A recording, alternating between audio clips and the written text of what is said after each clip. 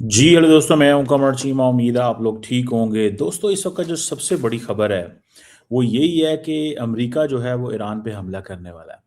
और ये बड़ी इंटरेस्टिंग डेवलपमेंट इस सेंस में है कि बेसिकली हो क्या रहा है। उधर से प्राइम मिनिस्टर मोदी जो है वो इसराइल जा रहा है। अच्छा, प्राइम मिनिस्टर मोदी अगर इसराइल जाता है तो इसके मतलब क्या है कि क्या वो इसराइल को इंडिया रोक सकता है कि ईरान पे हमला ना करे? एक सवाल है ना। क्या इंडिया रोक सकता है या नहीं रोक सकता? कितना मुश्किल नजर आता है ये। कितना मुश्किल नजर आता है ये। अब एक्चुअली सिचुएशन हुई क्या है, मतलब why Americans are ready to attack. Why Americans are ready to attack. देखिए, इसमें मैं आपको पॉइंट कुछ चीजें बताता हूँ विच इज रियली इंटरेस्टिंग। मैं अगले दिन एक थिंक टैंक में भी इसके ऊपर had I gave a talk. देखिए, जो ईरान है, Iran basically lost the capability to defend its homeland from foreign interference। जब आपकी ये कैपेबिलिटी खत्म हो जाए तो फिर आप रहमो करम पे हैं। ठीक है जी। दूसरी बड़ी अहम बात, ईरान की जितनी डेटरेंस थी वो सारी खत्म हो गई है। ईरान की डेटरेंस क्या थी? ईरान की डेटरेंस थी उसकी प्रॉक्सी नेटवर्क। वो सारे का सारा जो प्रॉक्सी नेटवर्क है, the entire proxy network of Iran is no more there, नहीं है। तो ईरान के पास क्या है? ईरान के पास कुछ भी नहीं है। ईरान इजराइल को और अमेरिका को एंगेज रखता था सीरिया में, खत्म। अल शरा की गवर्नमेंट आ गई वहां पर। फिर ईरान मसरूफ रखता था इजराइल को लेबनान में, हिजबुल्ला खत्म, हमास गजा में खत्म। हौसीज कमजोर हो गए, मार मार के इसराइल ने उनको कमजोर कर दिया, अमेरिकन ने भी बड़ा मारा है। सो वो जो रेजिस्टेंस थी, जो मलेशियाज प्लस गवर्नमेंट्स जिसके जरिए वो सारा कंट्रोल रखता था, वो सब खत्म हो गया। अब अमेरिकन एंड अब ईरानी अब इजरायली ये समझते हैं, now is a time, now is a time to act. अब टाइम है एक्ट का। और वो क्या टाइम है? जस्ट एक वो आती है ना बात समझने वाली। अब क्या टाइम है? अब टाइम ये है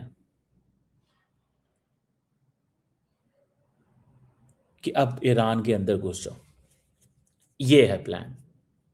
ताकि अगर ईरान फिर भी मजबूत हो जाए, अगर अगर ईरान फिर भी मजबूत होता है, अगर ईरान फिर मजबूत होता है तो ईरान एटलीस्ट अगर मजबूत भी हो जाए तो वो उसको टाइम लगे अपने आप को पांव में खड़ा करने में, and then again proxy network को छेड़ने खड़ा करने में। देखिए, ईरान की मिलिट्री कैपेबिलिटी खत्म हुई है। ईरान की मिलिट्री कैपेबिलिटी और जो मलेशियाज हैं वो खत्म हुए हैं। उसकी आइडियोलॉजिकल जो स्पेस है वो स्टिल मौजूद है। ये जो ईरान के सारे जो लोग हैं, ये जो जनरल्स, जो अमेरिकन ने और इसराइलियों ने पहले कुछ सेकंड्स में उड़ा दिए थे। यकीन करके मानने, यकीन नहीं आता था कि वाकई ऐसे हुआ। यकीन नहीं आता था, ऐसे हो गया कि विद इन सेकेंड्स, पहले कुछ सेकेंड्स में उन्होंने उनके जनरल, अच्छा ये पहले लगा कि ये ना वो है, प्रोपेगेंडा है, ईरान को कमजोर करने का प्रोपेगेंडा है, ये लगा पहले। लेकिन बाद में तो पता चला वाकई ऐसे हो गया। अब जो अमेरिकन करने जा रहे हैं, this is very interesting. So the point you understand, the axis of resistance is no more. जहां पे डेटरेंस थी, मिलिट्री कैपेबिलिटी खत्म हो गई। आउटर जो मिलिट्री कैपेबिलिटी थी, आइडियोलॉजिकल कनेक्शन मौजूद है। द मोस्ट इंपॉर्टेंट थिंग यहां पे जो मैं आपको बताना चाहता हूं, it is very significant by the way, कि अमेरिकन जब ये प्रोटेस्ट शुरू हुए हैं, which is by the way is considered as Israel strategy, कि ईरान को अंदर से खोखला कर दो, जो प्रोटेस्ट हुए हैं। अच्छा, वो क्या स्ट्रैटेजी है? स्ट्रैटेजी ये है कि ईरान को अंदर से खोखला कर दो, ईरान अंदर से खोखला हो जाए तो ये जितनी भी फिर हम, मतलब अब एक और इंटरेस्टिंग बात बताएं।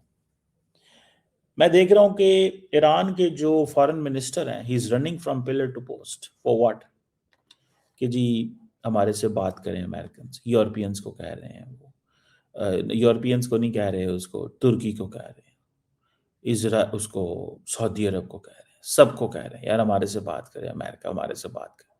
अमेरिकन क्या कहते हैं, उन्होंने 3-4 शर्तें रख दी हैं। वो कहते हैं न्यूक्लियर स्टॉक पाइल ख़त्म करो, वो कह रहे हैं एनरिचमेंट नहीं करनी, वो कहते हैं अपने आप को डिसआर्म करो, अपने प्रॉक्सी नेटवर्क को सपोर्ट नहीं करो। उनकी डिमांड्स बढ़ गई हैं। अपनी जो मिसाइल प्रोग्राम है उसकी रेंज कम करो, मिसाइल प्रोग्राम की रेंज कम करो, this is what they are saying ना। ठीक है, अब उनकी डिमांड बढ़ती जा रही है। अब वो जाके कह रहे हैं कि यार वो हमें जो है ना वो कर दो। इज़राइल फुली पेनिट्रेट कर चुका हुआ सिस्टम के अंदर। द इज़राइलीज हैव फुली पेनिट्रेटेड, उन्होंने पेनिट्रेशन कर ली हुई है वहां पे सिस्टम के अंदर। नाउ अब क्या होने वाला है, कैसे होगा, ये है सवाल। इंडिया क्या कर सकता है, इंडिया क्या कर सकता है? इंडिया खड़ा होता है और कहता है जनाब हम इन सऊदी यूएई से बात करेंगे, इजराइल से बात कर सकते हैं, हम इनसे बात कर सकते हैं। कितनी बात कर सकते हैं, क्या कर सकते हैं? पहले अमेरिकन ने, अभी ये जो हाल ही में प्रोटेस्ट हुए थे, अमेरिकन ने स्ट्राइक नहीं की। क्यों स्ट्राइक नहीं की अमेरिकन ने? अमेरिकन ने इसलिए स्ट्राइक नहीं की बिकॉज दे न्यू कि अगर हम ये स्ट्राइक करते हैं तो पहले सिचुएशन जो है वो पैदा होनी चाहिए सीरिया एंड लीबिया वाली। और जैसे सीरिया एंड लीबिया में निचले लेवल पे सिविल अनरेस्ट थी, ऊपर से हम बम्बार्डमेंट करेंगे, फेडरल गवर्नमेंट उड़ जाएगी। अब ईरान का मसला यह है कि अगर ईरान फेडरल गवर्नमेंट उड़ जाइए, मिसाल के तौर पे उड़ जाती है फेडरल गवर्नमेंट जो है, फिर क्या होगा, व्हाट नेक्स्ट? नीचे सिविल वॉर तो नहीं हो रही। तो that is basically the hurdle. Then एक और भी मसला है, अगर IRGC Iranian Revolutionary Guard Corps आ जाती है तो वो तो गेन एक हार्ड लाइनर है, वो और ताकत इस्तेमाल करेंगे लोगों के खिलाफ। अब अमेरिकन जो है ना वो कहते हैं जी हमारा यूएसएस अब्राहम लिंकन वहां मौजूद है, यूएसएस इब्राहिम लिंकन जो है वहां पे मौजूद है, and we are ready to punish, we are ready to punish, ये वो कह रहे हैं। अब अगर आप उसको देखें, इब्राहिम जो लिंकन है उसको देखें, न्यूक्लियर पावर्ड है, यूएस, ये एक एयरक्राफ्ट कैरियर है, मोबाइल एयरबेस है, लॉन्चिंग कम्बैट है, सर्विलेंस है, सपोर्ट मिशन है इसके अंदर। अच्छा, इस पूरी कैरियर स्ट्राइक ग्रुप के अंदर जो है वो और भी जहाज हैं इसमें, वो शिप्स हैं ऊपर, फिर इसके F-35 खड़े हैं, E-2D हॉक खड़े हैं, airborne early warning and commercial aircraft खड़े हैं, सी हॉक हेलीकॉप्टर है for anti submarine and rescue, electronic warfare and radar jamming aircraft ऊपर है। भाई उनके पास तो मतलब they have an absolute capability, उन्होंने ईरान को ऑलरेडी अंधा कर दिया हुआ है। अंधा करने से मुराद क्या है? अंधा करने से मुराद यह है कि ईरान एक्चुअली देख नहीं सकता इसके ऊपर क्या है। आप कभी पाकिस्तान और भारत को देखें ना, पाकिस्तान से अगर ईरान इंडिया के ऊपर हमला होगा ना, तो इंडिया का जितना रडार सिस्टम है ना वो देख लेगा, उनको पता चल जाएगा क्या है। पाकिस्तान क्योंकि इससे भी तो पाकिस्तान को भी सब नजर आ जाता है, पाकिस्तान को भी नजर आ जाता है, उनको भी पता चल जाता है, इंडिया को भी उनको नहीं पता चलता, ईरानियों को नहीं पता चलता। अब ईरान के पास दो ही चीजें रह गई हैं। ईरान के पास यहाँ रह गया है मिसाइल कैपेबिलिटी है, या ड्रोन्स हैं। मिसाइल इतने लंबे चौड़ी पहुंच नहीं सकते, ड्रोन्स की भी मसले मसाइल है, ड्रोन्स के भी मसले मसाइल है। तो ईरान बेसिकली कमजोर हो गया, ईरान वो ईरान नहीं है। अब ईरान की जो पोजीशन है ना, अब हाँ अच्छा, इंडियंस क्या कहते हैं, अमेरिकन क्या कहते हैं, हम R2P की बात भी नहीं करते। जैसे बुश था ना, इराक पे हमला कर दिया, राइट टू प्रोटेक्ट, R2P बोलते हैं इंटरनेशनल लॉ में, कि जी हमें राइट टू प्रोटेक्ट है। मिसाल के तौर पे एक बड़ी खतरनाक बात की मार्को रूबियो ने, उसने कहा कि अच्छा, उन्होंने कहा जी हमारी फोर्सेस वहां पहुंच गई हैं, एयरक्राफ्ट कैरियर पहुंच गया, हमारे 40,000 फौजी ईरान के मिसाइलों की रेंज में है। ठीक है, तो कहना वो चाहते हैं कि हमारे ऊपर वो ईरान हमला कर सकता है। तो वो एक ऐसा स्टेटमेंट जारी करके कि हमारे ऊपर ईरान हमला कर सकता है, वो हमला कर सकते हैं इसके ऊपर। और उन्होंने कहना क्या है, उन्होंने कहना क्या है, कहना ये है कि पाइन जो बात उन्होंने क्या करनी है, उन्होंने बात क्या करनी है, उन्होंने अच्छा किसी को क्या पता लगना क्या है। अच्छा, यूरोपियन यूनियन जो है, यूरोपियन यूनियन जो है उसने क्या किया है, यूरोपियन यूनियन ने आईआरजीसी को बैन कर दिया। उससे पहले वो और भी जो है उनको भी वो अमेरिकन ने भी बैन किया।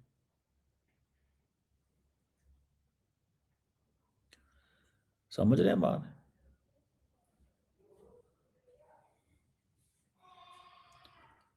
समझ रहे हैं बात को।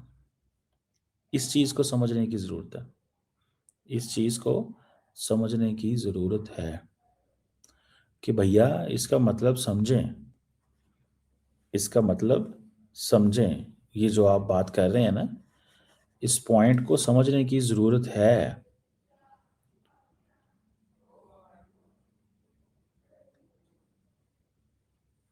और ये चीज जो है ना, वो बताती है कि भाई गेम कहाँ पे खराब है।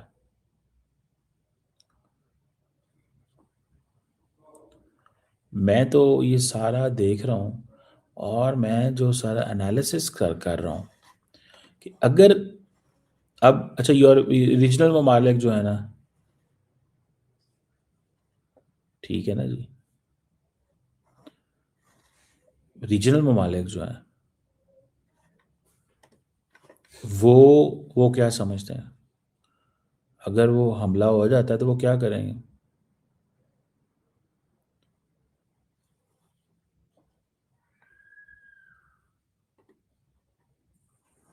समझ रहे हैं रीजनल ममालिक क्या सोच रहे हैं, रीजनल ममालिक क्या सोच रहे हैं और कैसे सोच रहे हैं, या उनको क्या पता चल रहा है। वो समझते हैं कि अगर इस खित्ते में लड़ाई शुरू हो गई तो ईरान जो है वो यूएई पे भी हमला कर सकता है, वो कतर पे भी हमला कर सकता है, वो हर जगह हमला कर सकता है। नहीं समझे बात को आप, ईरान हर जगह पे हमला कर सकता है, क्योंकि उन्होंने कहा हम आप तो हमारी बेसिस के अंडर रेडार पे नीचे आते हैं। ये मसला है।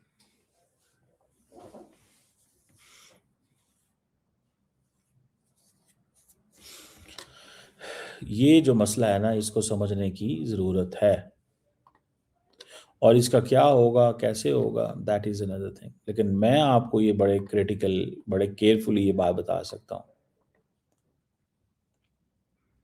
बड़ी केयरफुली ये बता सकता हूँ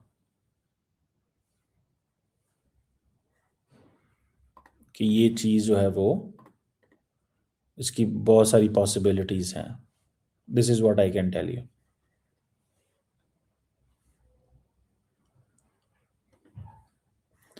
ये मैं आपको बता सकता हूँ कि इसमें क्या चीज़ जो है वो हो सकती है और क्या नहीं हो सकती। लेकिन if it continues this way, जिस तरह नज़र आ रहा है, तो आपको मैं गारंटी से बता रहा हूँ पूरे मिडल ईस्ट में जंग लगेगी, तेल की सप्लाई रुकेगी, सप्लाई चेन मुतासर होगी, सब कुछ मुतासर होगा। इंडिया ने अपना जो एक डिप्टी वो है उसको वहाँ भेज दिया, उसको वहाँ पे भेज दिया। ये मुझे नज़र आ रहा है, मैं तो इसको ऐसे समझता हूँ। बाकी वो जैसे कहते हैं ना, अब बताएंगे कि इंडिया क्या कर सकता है। मोदी साहब तो मिलने जा रहे हैं, तो हो सकता है मोदी साहब के जाने से पहले जंग शुरू हो जाए। अगर मोदी साहब के जाने से पहले जंग शुरू हो जाएगी तो क्या करेंगे, कैसे होगा। Let's wait and watch and see what is there. Thank you.